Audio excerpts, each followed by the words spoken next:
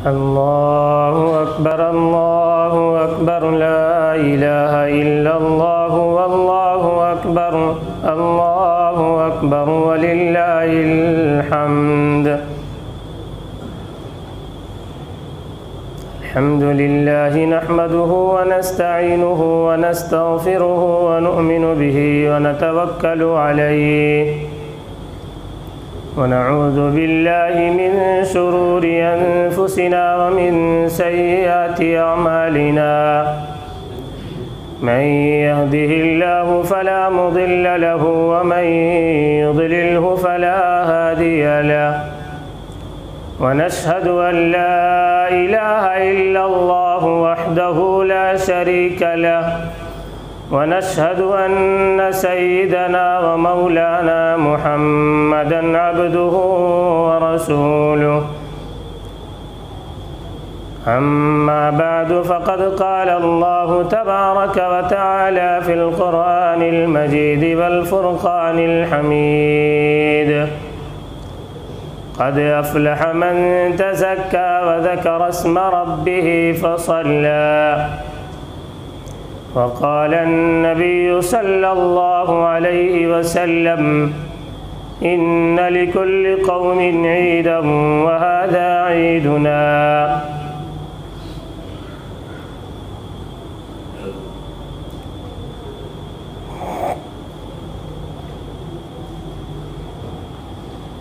कभी कुछ दर्द रहता है, कभी कुछ सोज रहता है, कभी कुछ दर्द रहता है, कभी कुछ सोज रहता है।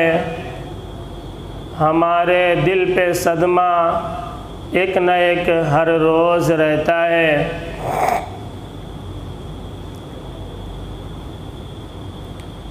तुम तो दौलत के पुजारी हो, तुम्हें क्या मालूम। तुम तो दौलत के पुजारी हो, तुम्हें क्या मालूम। फाक़े पढ़ते हैं तो औलाद भी बिक जाती है। फाक़े पढ़ते हैं तो औलाद भी बिक जाती है।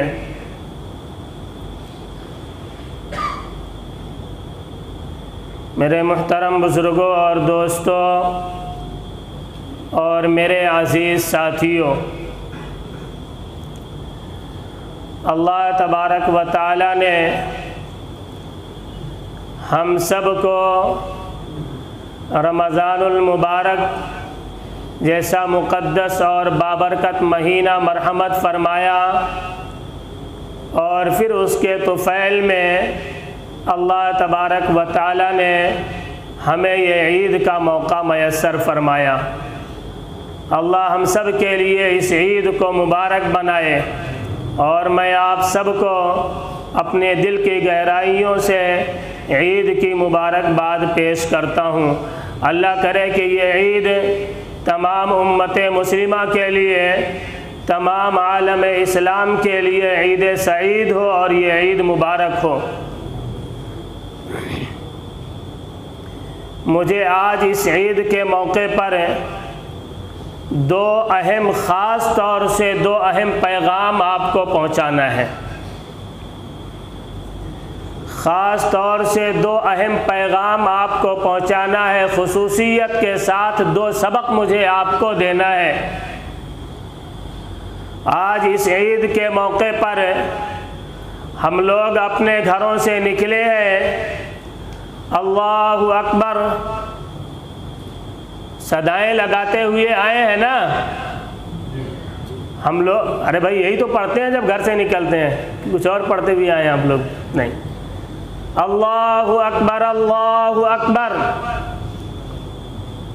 अल्लाहु अकबर, अल्लाहु अकबर, ला इलाहा इल्लल्लाहु वल्लाहु अकबर, अल्लाहु अकबर वलिल्लाहिल हम्द।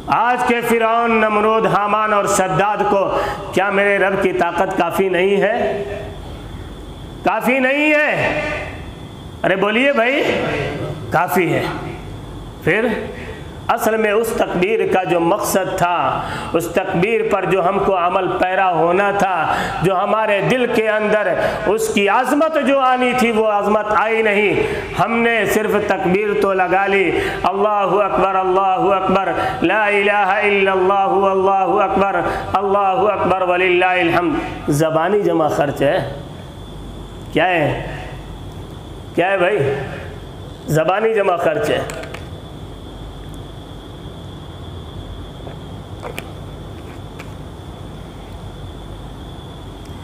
अल्लाह की ताकत को, अल्लाह की कुदरत को अपने दिल में बैठाना है। आज हम ईद के मौके पर अपने घरों से निकल करके हम आए हैं। कभी हमने अपने दिल में सोचा उन लोगों के लिए, उन मुसलमान भाइयों के लिए जिनको अपने घरों से बेघर कर दिया गया? हम किस बात की ईद मनाए? किस चीज़ की हम खुशी मनाए? क्या हमने कभी अपने दिल में सोचा और गौर किया? हमने उनकी मदद की, हमने उनका जानी ताउन किया या उनका हमने माली ताउन किया? किस बात की हम खुशी मनाए? ये खुशी का मौका है। कैसी खुशी? बिल्डोजर चला दिया गया। क्या नहीं चल रहा है मुल्क में? क्या नहीं चल रहा है मुल्क में? मैं सिर्फ इस तकबीर का पैगाम आपको देना चाहता हूँ कि मुल्क के ये जो हालात बनाए जा रहे हैं, ये कोई सिर्फ एक मामला नहीं है कि चलो आपकी मस्जिद से माइक उतार दिया गया।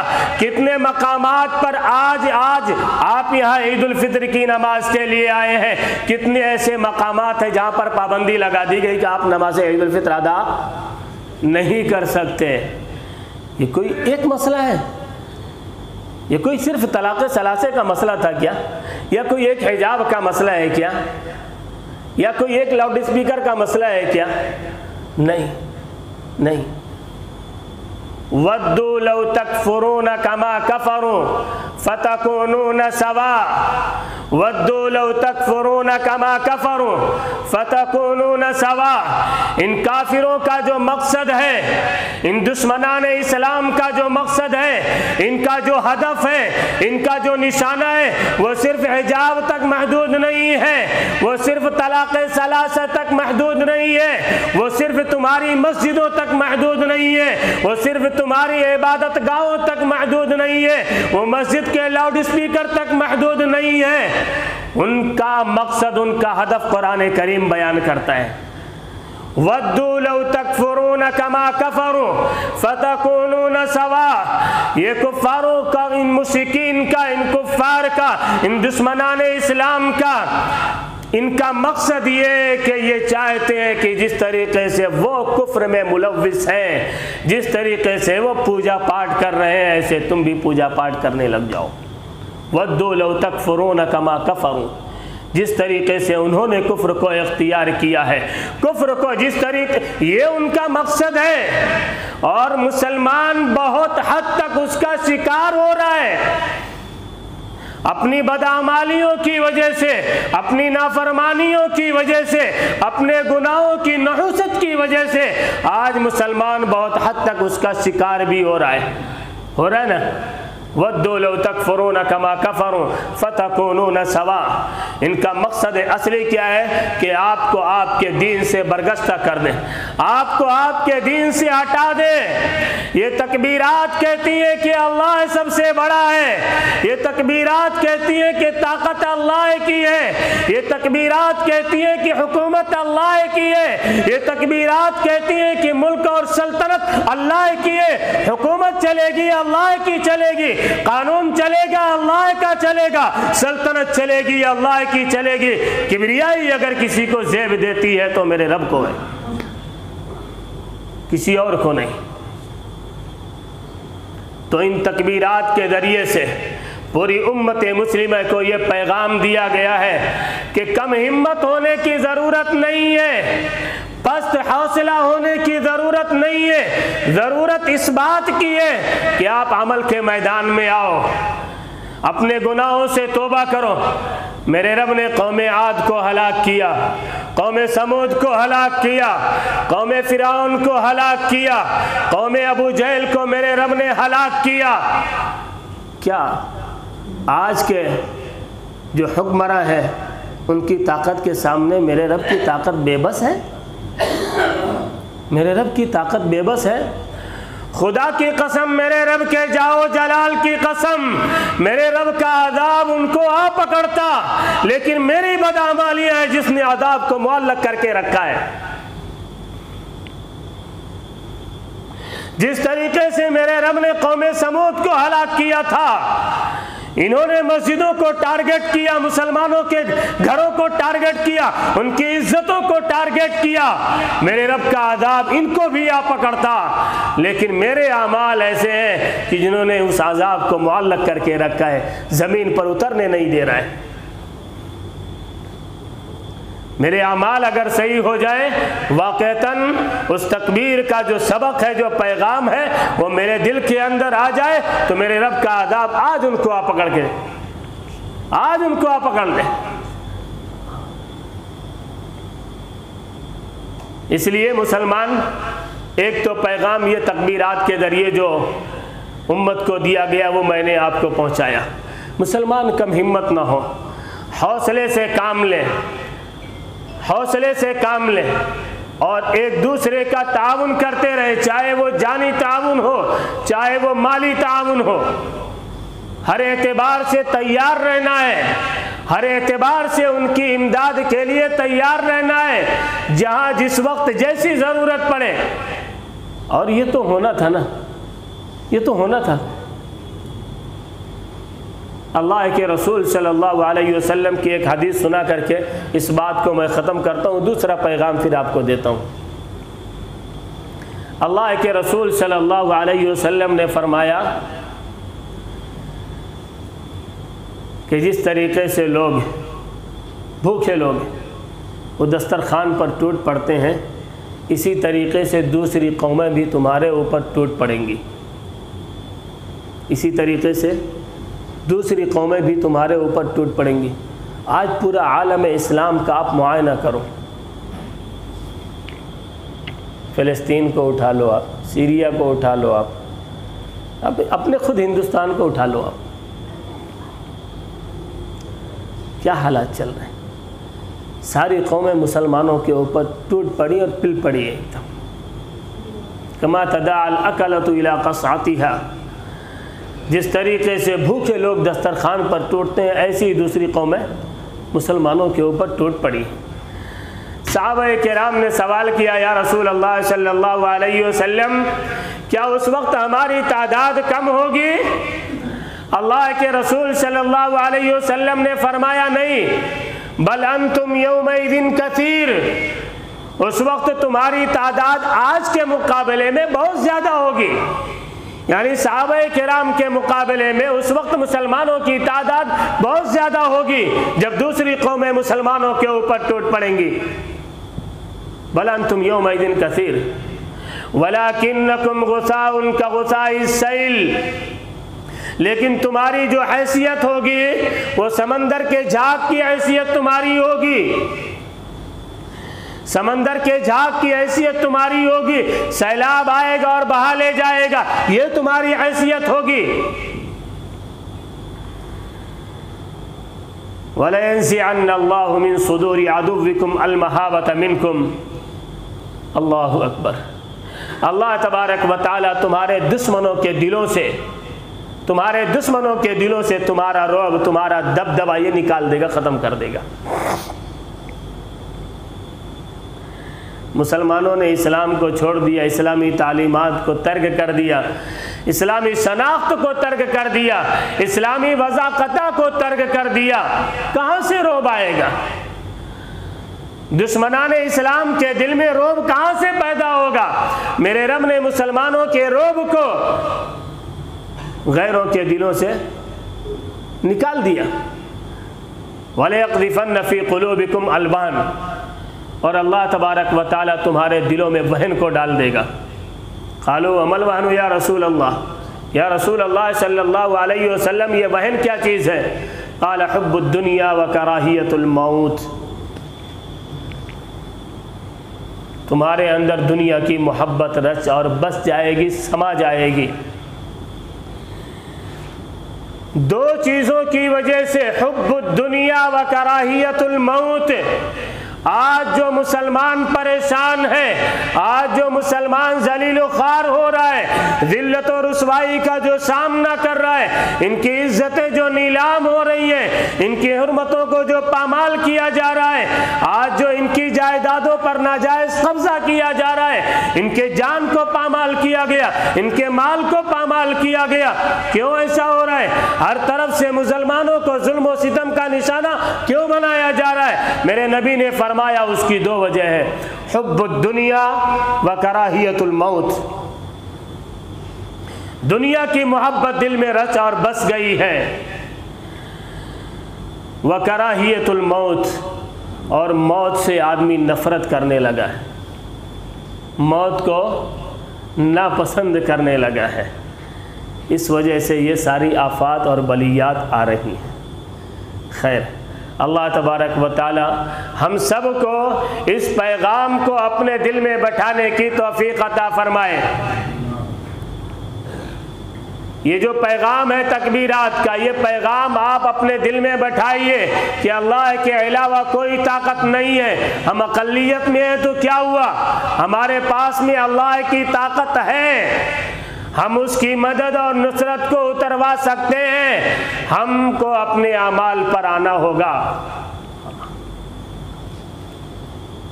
दूसरा पैगाम, एक हुक्म ये है, अल्लाह के रसूल सल्लल्लाहु अलैहि वसल्लम ने फरमाया कि जब आप अपने घर से ईद उल फित्र की नमाज के लिए निकलो तो उस वक्त सदक़े फ़ित्र अदा करके ईदगाह को पहुँचो। क्या करके? सदक़े फ़ित्र अदा कर चुके हैं ना भाई आप लोग? हैं? कुछ लोगों का ऐसा दबी दबी आवाज़ निकल रही है, ऐसा लग रहा है कि बाकी है।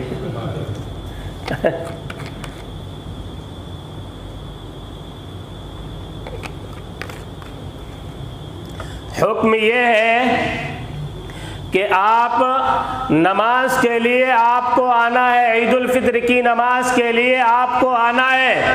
कबल इसके कि आप ईदगाह पहुँचे, उससे पहले पहले आप अपने सदक़े फित्र को निकाल करके आओ। कभी आपने इस पर गौर किया कि ये क्यों ऐसा हुक्म है? बड़ी अजीब बात उलमाए किराम ने लिखी है, बड़ी अजीब बात है। आप झूम उठेंगे इंशाअल्लाह अगर समझ में आ गया तो।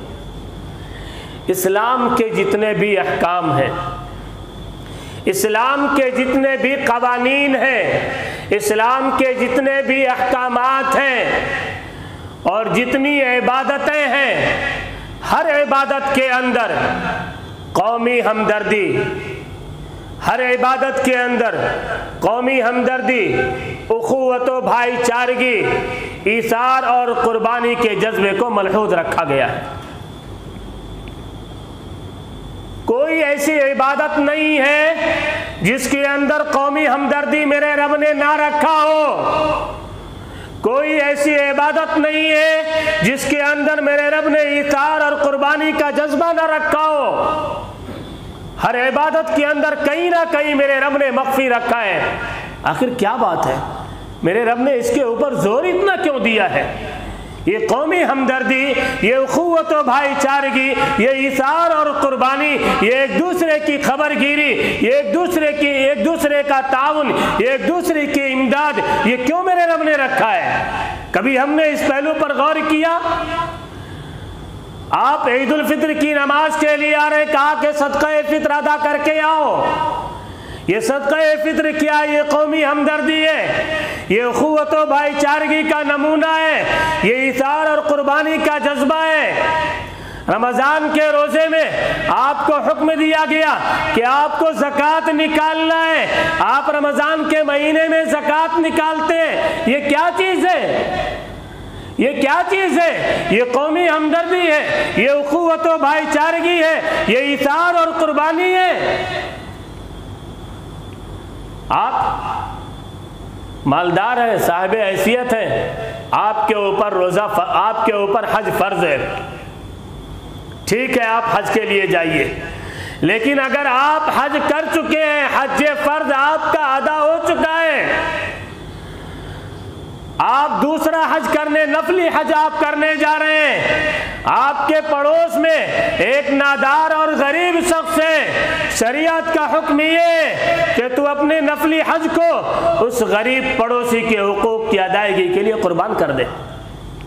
क्या हुक्म है? आप नफली हज के लिए आपके जाने से बेहतर ये है कि आप पहले उस फ़कीर, उस नादार, उस यतीम, उस गरीब का हक़ पूरा कर, उसकी ज़रूरत पूरी कर, तब हज को जा।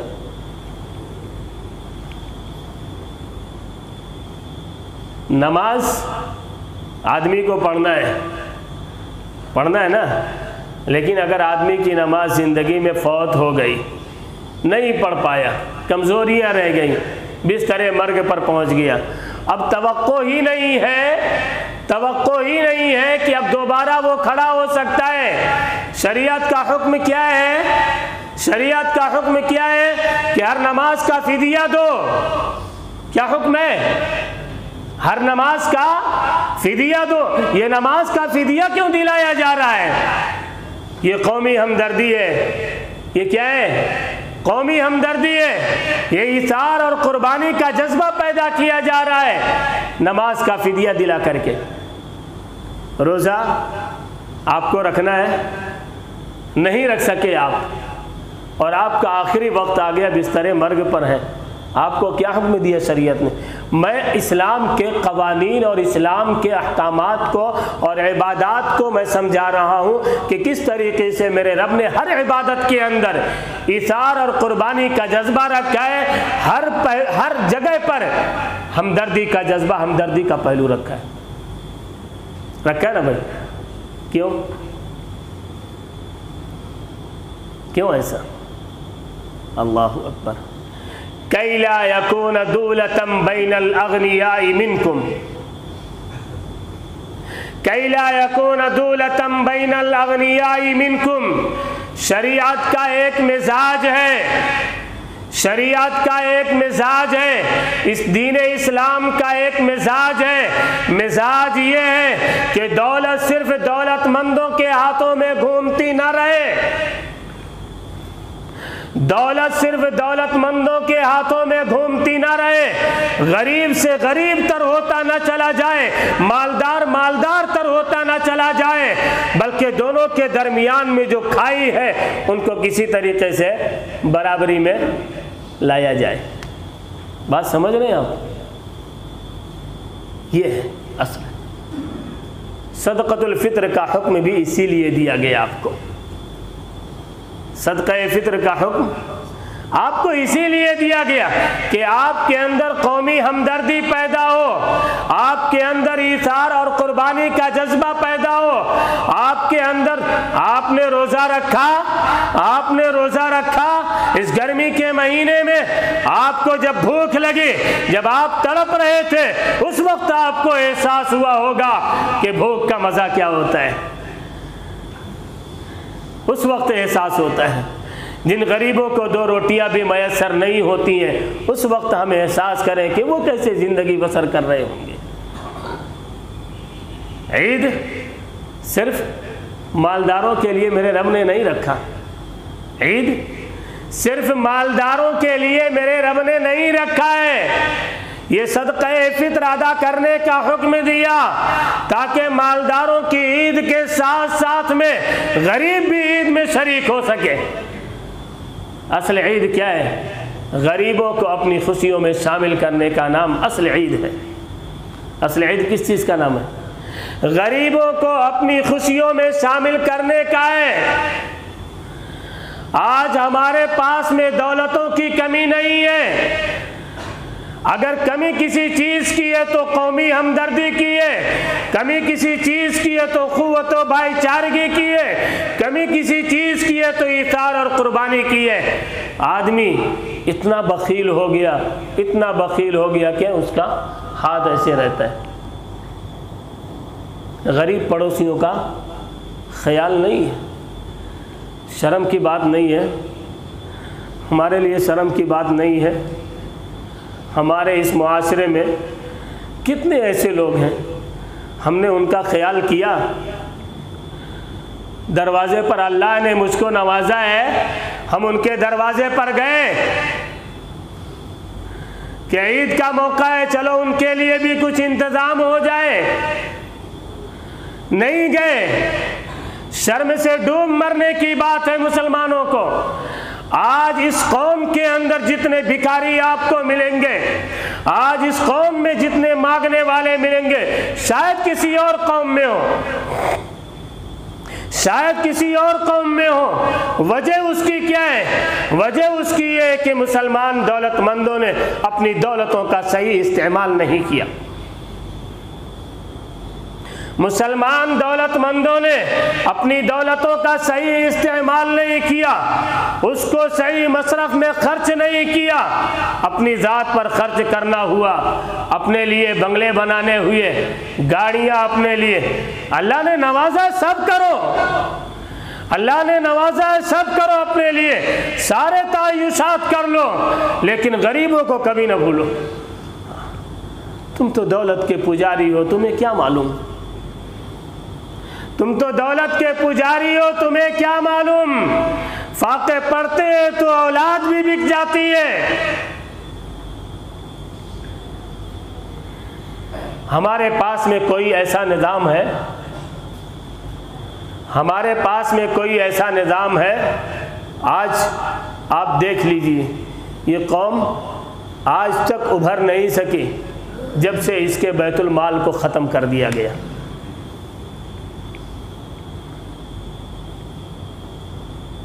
कौम ये तरक्की कर सकती है।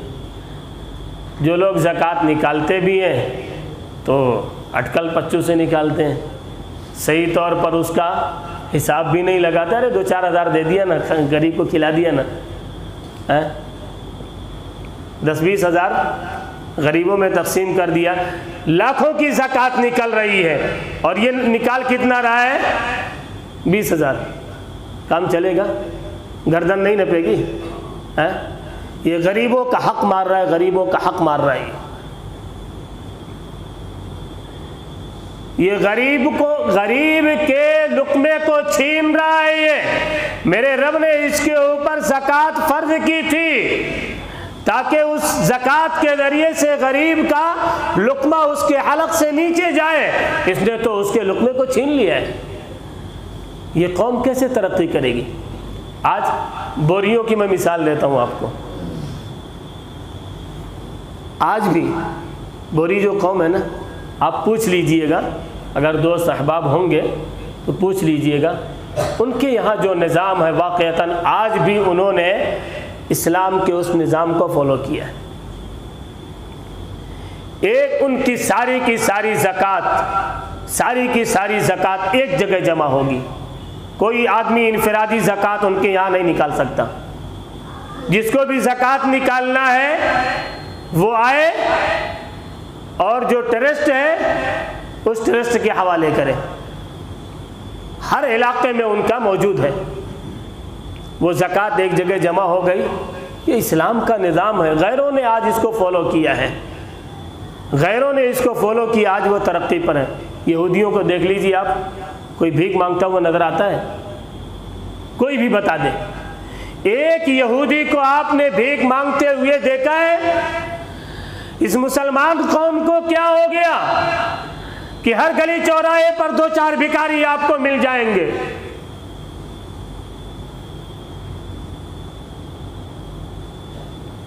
हर गली और चौराहे पर 2-4 भिखारी आपको भीख मांगते हुए नजर आएंगे। मेरी जिम्मेदारी नहीं थी कि एक का हाथ पकड़ करके मैं उसको खड़ा कर देता। अगर वो मेरा पड़ोसी है, मैं उसके लिए दुकान का इंतजाम नहीं कर सकता था, उसके अखराजात को मैं बर्दाश्त नहीं कर सकता था। क्यों मुस्लिम कौम में इतने भिखारी हैं? वजह उसकी यही है कि दौलतें हमारी सही मसरफ में खर्च नहीं हो पा रही है और न हम निकाल रहे हैं सही तौर पर। बोरियों के यहाँ वो एक जगह जमा हो जाता है उनका पैसा, बैतुल माल वो लोग बोलते हैं, ठीक है, जमा हो गया। अब जो भी ज़रूरतमंद है उस कौम में, जो भी ज़रूरतमंद है वो ट्रस्ट के पास में जाए, फॉर्म भरे, मुझे फ़ला ज़रूरत है, मुझे मकान बनाना है, मुझे दुकान करना है, मुझे फ़ला करना है, मुझे फ़ला करना है। वो ट्रस्ट बग़ैर सूद के, अगर उसको ज़रूरत महसूस हुई तो बग़ैर सूद के वो कर्ज, और अगर नहीं तो चलो जाओ तुम्हारा मकान बन करके तैयार हो जाएगा 2 महीने में। अब मुसलमानों ने एक नया धंधा शुरू किया, मालूम है? वो सूदी कर्ज वाला। किसी भी मुसलमान से आप कर्ज लेने जाओ, अल्लाह ना करे कभी किसी को किसी के सामने हाथ फैलाने की ज़रूरत पड़े, लेकिन अगर कभी मौका आया, आपने किसी से कह दिया मुझे 25-50 हज़ार की ज़रूरत है, तो पहले इस पे क्या प्रॉफिट है? चल रहा है ये मुआशरे में, नए नए धंधे खोल के बैठे से। अल्लाह हम सब की हिफाजत फरमाए। खैर, तो उनका एक उसूल है, एक ज़ाब्ता है, और यही तालीम है इस्लाम की। हज़रत अबू बकर सिद्दीक़ रज़ियल्लाहु ताला अन्हु के दौर में बैतुल माल का वजूद नहीं था, ना अल्लाह के रसूल सल्लल्लाहु अलैहि वसल्लम के ज़माने में बैतुल माल का वजूद था। जितनी भी ज़कात आती थी या जितना भी माले गनीमत आता था वो फ़ौरन तक़सीम हो जाता था, तो बैतुल माल की ज़रूरत नहीं थी। दौर आया हज़रत उमर रज़ियल्लाहु ताला अन्हु का। हज़रत उमर रज़ियल्लाहु ताला अन्हु के दौर में माल की इतनी फरावानी हुई, ज़कात निकालने वाले इतने ज़्यादा हो गए कि लेने वालों की तादाद कम हो गई, तो पैसा जमा होने लगा, तो ज़रूरत पड़ी बैतुल माल की। उस वक्त बैतुल माल का क़याम हुआ और फिर उसके ज़रिए से लोगों की ज़रूरियात पूरी की जाती थी। है हमारे पास में ऐसा कोई अमला है? नहीं। हर कोई अपने खाने में मस्त है, अपने जीने में मस्त है, अपने रोटी कपड़े दुकान और मकान में मस्त है, दूसरे की क्या लेना देना मुझे। खुदा की कसम, क़यामत के दिन गर्दन नपेगी, नपेगी गर्दन।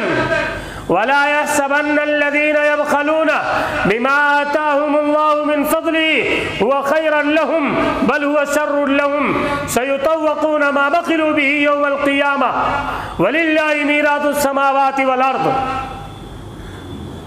वो लोग गुमान ना करें जो गरीबों के हक को मारते, जो गरीबों के लुक़मे को छीनते, जो गरीबों के हुकूक को अदा नहीं करते और अपनी दौलत में बखालत से काम लेते, कंजूसी से काम लेते।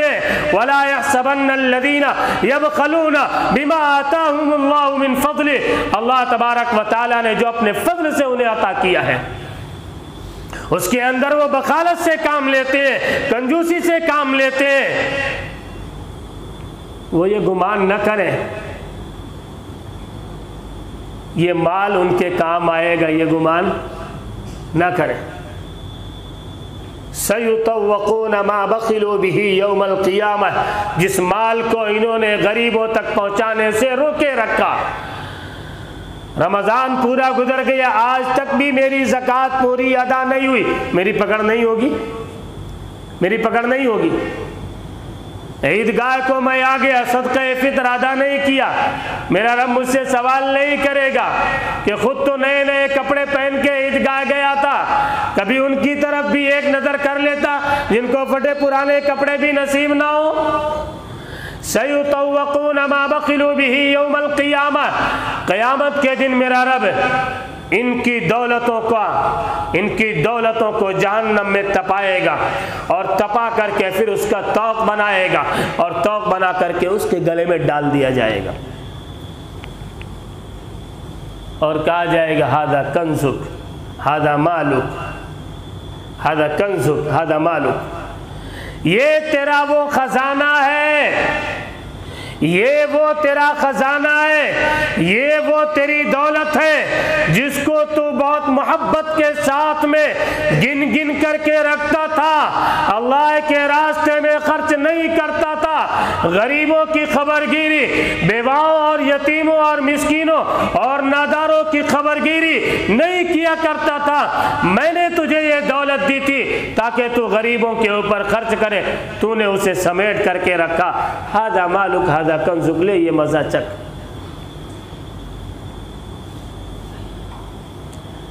ये दूसरा पैगाम, पहला पैगाम तकबीर का, अल्लाहु अकबर अल्लाहु अकबर, ला इलाहा इल्लल्लाहु अल्लाहु अकबर अल्लाहु अकबर वलिल्लाहिल हम्द।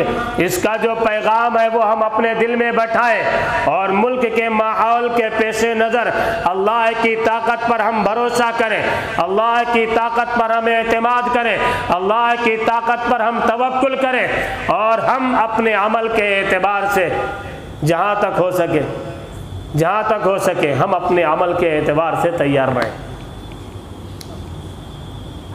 दूसरा जो मेरा पैगाम था वो सदक़तुल फ़ित्र का पैगाम था। सदक़तुल फ़ित्र का पैगाम ये है कि आप जिस तरीक़े से आप अपने बच्चों के साथ में खुशियाँ मना रहे हैं, गरीबों का, यतीमों, बेवाओं और मिस्कीनों का ख्याल करना ये आपकी ज़िम्मेदारी और आपका फ़रीज़ा है।